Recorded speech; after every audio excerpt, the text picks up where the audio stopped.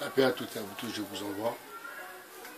Un peu plus tard dans la journée, 15h18, Saber Solo sur le 2.0. Ça a été envoyé à leurs anciennes adresses. C'est-à-dire que si tu as déménagé l'année dernière ou dans les 2 ans, eh bien automatiquement, les mairies frauduleuses, les mairies complices de la République En Marche, et Dieu sait qu'il y en a, parce que dans la ville où je suis moi, c'est le cas. Le mec, c'est un ex-socialiste, il est pro la République En Marche, et c'est ce qui s'est passé dans cette ville. Vous allez me dire, oh, mais comment ça se fait? Eh bien, ça se fait parce que une personne qui, dans ma vie, est venue nous voir, qui connaît ma chaîne, qui connaît mes vidéos, qui connaît que je dénonce ces ordures, est venue m'apporter la preuve, ici. Elles sont là, vous voyez ça? Ça, c'est des enveloppes. Voilà. Elle est fermée, hein? Elle est fermée. C'est les cartes électorales. Voilà. J'ai raillé les noms, j'ai baillé les noms, etc. Vous voyez? Et j'ai surligné, vous voyez là? Vous voyez là? C'est, j'ai encadré les 2 cases que doit cocher le facteur, puisque c'est livré par la poste, quand il ne trouve pas. Quand il ne trouve pas le... Comment dire? Il y en a 2 là. Hein. Alors mes amis, on va résumer un peu l'histoire. On va résumer un peu la carambouille, si vous voulez.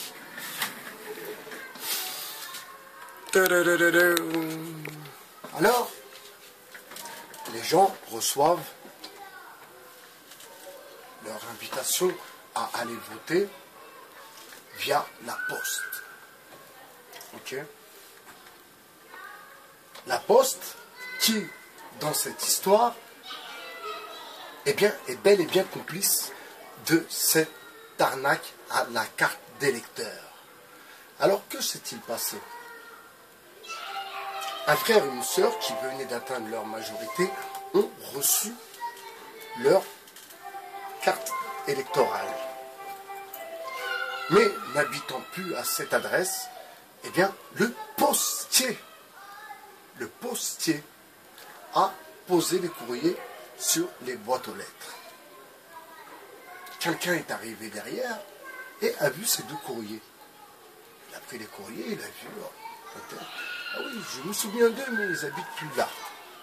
Il a fait des recherches et en effet, ils ont déménagé et habitent dans une autre ville et n'habitent plus en Bretagne. La Bretagne. La Bretagne, la Bretagne, la Bretagne et les Bretons. D'où vient M. Bolloré?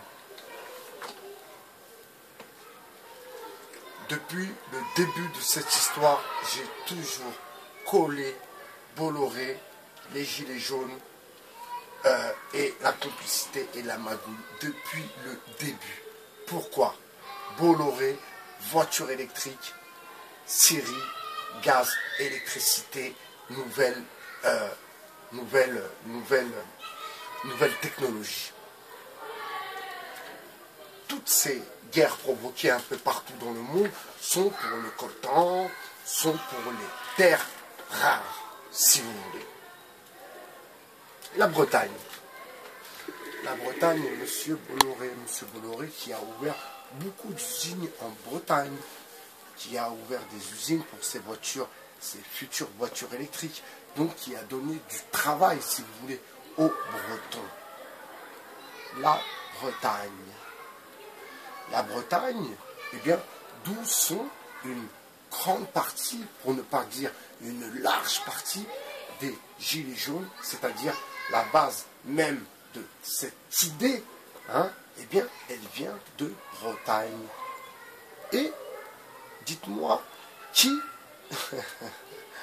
dites-moi d'où viennent ces gilets jaunes, qui les fabrique, par qui ils ont été distribués, et alors je ne vais pas revenir sur comment il s'appelle,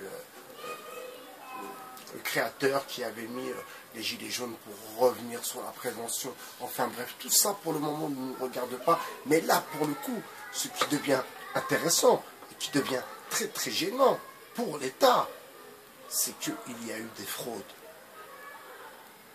C'est que les réponses, les résultats ont été fournis. Je reviens sur la vidéo de M. Solo. Les résultats ont été fournis par le Parisien avant même que les résultats soient donnés. Donc là, on comprend que de toute façon, M. Solo, il faut bien vous dire que les instituts de sondage et ces millionnaires, ce sont la même équipe. Les instituts de sondage et les journaux, ce sont les mêmes équipes. Alors, arrêtez de vous raconter des histoires, à croire le Parisien, mais pas le Point, le Canard enchaîné qui se déchaîne, etc., etc. C'est la même racaille. Par contre, là où ça devient très, très infligeant, d'une, pour nous, citoyens français, de deux, intrigant et quelque part menaçant pour nous, citoyens français d'origine musulmane, car vous savez que le parti à Marine Le Pen n'est pas spécialement la grande amie des musulmans. La chose à ne pas oublier aussi, ce que beaucoup oublient malheureusement, c'est que Marion Maréchal Hoc,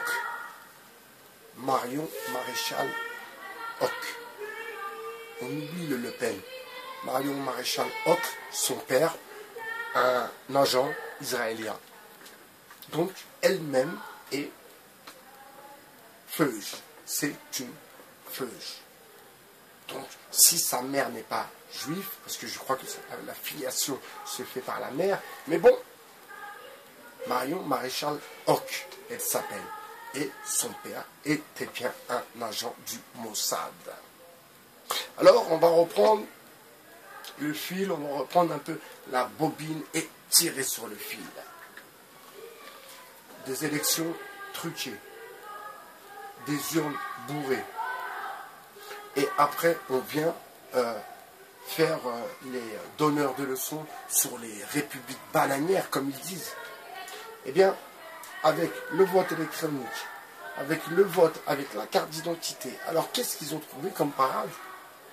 Eh bien, tous ceux déjà, et ça c'est simple, avec des logiciels, c'est hyper simple, tous ceux qui n'ont pas reçu leur bulletin de vote ou n'ont pas été la retirer, eh bien, ils ont donné leur voix à la République en marche. Vous comprenez le truc? Tous ceux à qui on a envoyé la carte électorale pour qu'ils puissent aller voter et qui n'ont pas été récupérés cette carte d'électeur, eh bien, ont été immédiatement mis comme ayant voté pour la République en marche. Donc, en fait, vous voyez, c'est bel et bien une escroquerie, et ceci depuis le tout début de l'histoire, mes amis. Et quand je prends l'exemple en souriant, et elle se reconnaîtra, quand je dis que avoir le permis et avoir une voiture, c'est pas que tu as réussi ta vie. Avoir le permis, avoir une voiture pour ne pas marcher. Avoir le permis, avoir une voiture pour plus polluer. Avoir une voiture, avoir le permis pour payer une assurance qui est, je suis désolé, mais qui est une sorte de contradiction avec la loi naturelle, n'est-ce pas? C'est un peu comme un crédit qui ne vous sert à rien. Donc, même l'assurance, quand on creuse un peu plus le truc dans la science et le savoir, alors je ne suis pas un scientifique, je ne suis pas un prédicateur, je ne suis pas un spécialiste en religion, mais je m'attarde quand même sur les choses qui me semblent importantes. Et pour moi, personnellement, je ne vais pas faire mon master X et dire que l'assurance et être assuré est haram, pour le coup, non, mais une assurance, eh bien, ça c'est mon avis personnel, mais vraiment quand je dis personnel, c'est vraiment ce que je pense personnellement. Une assurance, c'est une arnaque. D'une, c'est une arnaque. De deux, c'est eh bien, c'est un peu prévoir l'incident, vous comprenez? Je vais m'assurer au cas où j'ai un problème. Donc je me projette déjà dans le problème, dans la problématique. Alors que, dans le fond, eh bien, la plupart des gens, eh bien, il y a même des gens qui prennent des assurances, tout simplement, assurance civile, qui prennent des assurances dans la rue, si tu te fais renverser par une voiture. Donc, bon, pour moi, il n'y a plus de prédestiné, il n'y a plus de destinée, il y a juste l'oseille. À ne pas oublier, ça aussi, à ne pas oublier les gens qui jouent sur la bourse. C'est pareil, c'est le même système. Ils sont tous complices. C'est de la magouille, de la grosse magouille. Donc, les Français ont été bluffés. Nous avons été bluffés. Ça, c'est pour toi, Romano. Je te salue, mon ami. Oui, je ne me prétends pas philosophe, excusez-moi, mais j'aime la philosophie et j'adhère plutôt à cette idée de pouvoir penser et voir le monde autrement. Et surtout de l'écrire différemment. Ça, c'est mon job. Mais ça, on en reparlera dans une autre vidéo. Donc, la Bretagne, là, vous expliquer une chose aussi. Vous savez que les Bretons ont toujours été des gens qui sont venus à Paris pour travailler, qui ont eu du mal à s'intégrer, entre guillemets. Et là, par contre, là, vous voyez que les Bretons, eh bien, pour une grande majorité, eh bien oui, ils ont été pour accueillir les migrants. Donc, beaucoup sont un peu des gauchos, comme ils disent, hein, mais ils n'en veulent pas chez eux. Ils veulent bien travailler avec eux, comme éducateurs, comme assistantes sociales, mais ils n'en veulent pas comme voisins. Vous comprenez? Donc, M. Solo, d'ailleurs, vous voyez que dans la vie, il n'y a pas de hasard. Moi qui avais décidé, parce que je m'étais, malheureusement, je m'étais dit que M. Solo était même dans la Matrix, était lui-même complice de cette manipulation, de cette supercherie. Mais je me rends compte que lui, comme tous les autres Français, ont été bel et bien manipulés. Alors, si le postier est mélangé et complice de cette combine, est-ce que vous ne pensez pas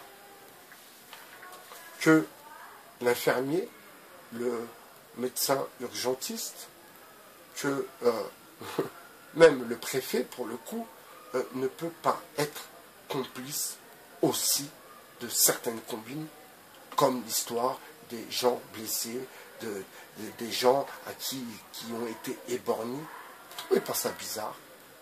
Alors, on va revenir sur une autre bizarrerie. Une dame d'origine maghrébine qui habite au 4e étage à Marseille. Ça s'est passé pendant une manifestation des Gilets jaunes. Et chez elle, cette pauvre dame reçoit une cartouche de gaz lacrymogène. Elle habite au 3e ou au 4e étage. Une femme d'origine maghrébine. Mais déjà, dites-moi comment, il faut m'expliquer les choses qui me paraissent totalement paranormales. Comment le gendarme, donc les gilets jaunes sont à sa hauteur, allez, on va mettre peut-être 1 mètre en plus, peut-être que certains gilets jaunes font 3 mètres, donc ils font 3 mètres. Donc comment le gendarme a pu tirer une balle lacrymogène, bien sûr, hein, eh bien, 25 mètres en haut, ou 20 mètres en haut. Et comme par hasard, chez une dame d'origine maghrébine. Alors, bien sûr, mes amis, bien sûr, qu'ils savent d'où part la manifestation. C'est eux qui la contrôlent, la manifestation. Ils donnent l'autorisation. Et là, ma foi, pour les Gilets jaunes, on sait que c'est une carotte. Donc, mes déductions, et sans aucune prétention, hein, vraiment, c'est pas le genre de la maison, déjà, premièrement. Deuxièmement, je le répète, je suis dans la réinformation, donc un peu, ma foi, taire ces complots et cette manipulation qui est pour le coup une manipulation certaine. Et vous, les Français, c'est vous qui êtes tombés dans cette carotte, manipulés par des pecnos, manipulés par des pecnos qui ont pensé manipuler d'autres pecnos, mais malheureusement, dans ces pecnos, eh bien, il y a tout de même des gens éveillés. Alors, je vais remercier M. Solo pour sa vidéo et remercier Amandine, donc de son prénom. J'irai voir par la suite le reste de son travail, mais je ne pouvais rester silencieux comme le veilleur après avoir entendu ce que je viens d'entendre. Je vous souhaite une bonne journée et je vous dis à très bientôt sur le 2.0. Ciao!